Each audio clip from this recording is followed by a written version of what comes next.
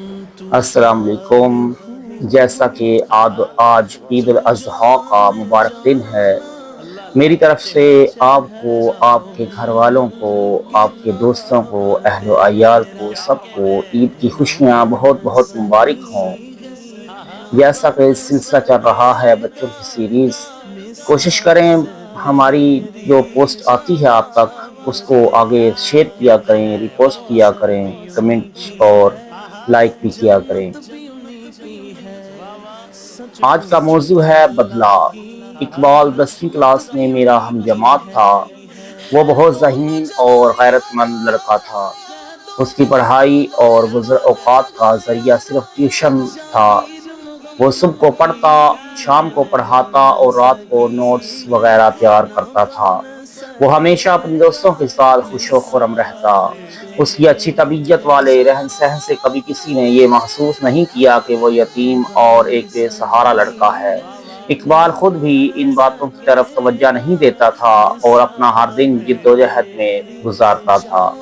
اس سلسلے میں جب میں اس کی ہمت افزائی کرتے ہوئے کہتا، بھائی واقعی تم بہت محنتی اور خوش مزاج لڑکے ہو، میں تمہارے مزاج اور کردار سے بہت متاثر ہوں، تو وہ جواب میں کہتا، ارے چھوڑو ان باتوں کو، یہ تو تمہاری محبت ہے، ورنہ سچ تو یہ ہے کہ مجھ میں بہت سی خامیاں ہیں۔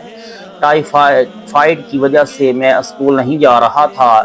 ایک دن جب بخار ذرا ہلکا ہوا تو میں اقبال کے گھر گیا۔ وہ بستر پر لیٹا کسی سوچ میں گم تھا۔ مجھے دیکھتے ہی وہ اٹھ بیٹھا، لیکن آج اس نے میرا استقبال اس طرح نہیں کیا جیسے پہلے کیا کرتا تھا۔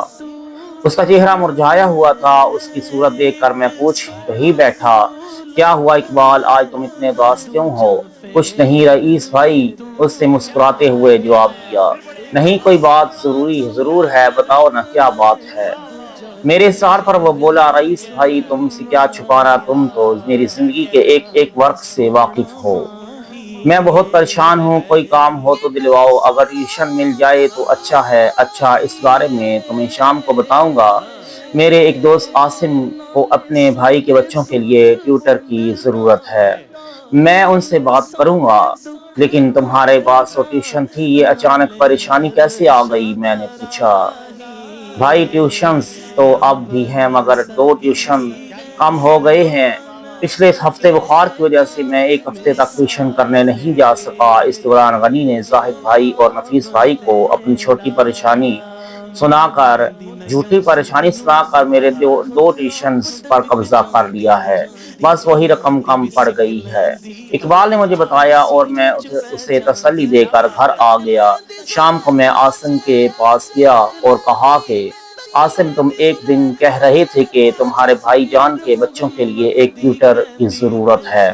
میں نے اپنے کلاس فیلو سے بات کر لی ہے، اگر تم کہو تو ملاقات کرا دوں۔ ارے اتفاق دیکھو، ابھی تمہارے آنے سے پہلے جعفر بھائی ایک صاحب کے بچوں کو پڑھانے کے لیے لے کر آئے تھے، میں نے ان سے بھی وعدہ کر لیا ہے، ان کا نام غنی ہے۔ یہ سن کر مجھے افسوس ہوا، میرا چہرہ دیکھ کر وہ پوچھ بیٹھا، کیا بات ہے، تم پریشان کیوں ہو گئے؟ میں نے کہا، بات دراصل یہ ہے کہ میں ذرا جھجکا تو اس نے پھر زور دے کر پوچھا، بتاؤ نا کیا بات ہے؟ اس پر میں نے اقبال کے متعلق سب کچھ بتا دیا۔ بس اتنی سی بات ہے، تم کل سے اقبال کو بھیج دو۔ اس نے کہا۔ میں خوشی سے کھل اٹھا۔ میں اسی وقت اقبال کے پاس پہنچا اور ایک ہی سانس میں اسے خوشخبری سناتے ہوئے کہا، میں نے کم وقت غنی سے تمہاری طرف سے بدلہ لے لیا ہے، وہ بھی کیا یاد کرے گا؟ کیا مطلب، کیسا بدلہ؟ اس نے پوچھا۔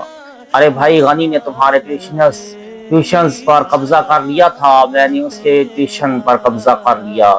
یہ سن کر اقبال کہیں گہری سوچ میں ڈوب گیا، پھر وہ کھڑے ہوتے ہوئے بولا، رئیس بھائی میں یہ ٹیوشنز نہیں پڑھا کروں گا، کیونکہ بھائی میں نے وجہ جاننا چاہی، میں غنی کی روزی نہیں چھین سکتا۔ اقبال نے مختصر جواب دیا، لیکن اس نے بھی تو تمہاری ٹیوشنز پر قبضہ کر لیا ہے، اس کا بدلہ تو یہی ہے کہ اگر تم ٹیوشن نہیں کرو گے تو فیس کہاں سے جمع کراؤ گے، امتحان کیسے دو گے؟ میں نے سمجھانے کی کوشش کی، اس سے مجھے یہ کہہ کر خاموش کرا دیا، میں کبھی ایسی ذلیل اور گھٹیا حرکت نہیں کر سکتا، میرا مالک ہے خدا، غنی نے میرے ساتھ جیسا کیا ہے ویسا وہ خود بھگتے گا۔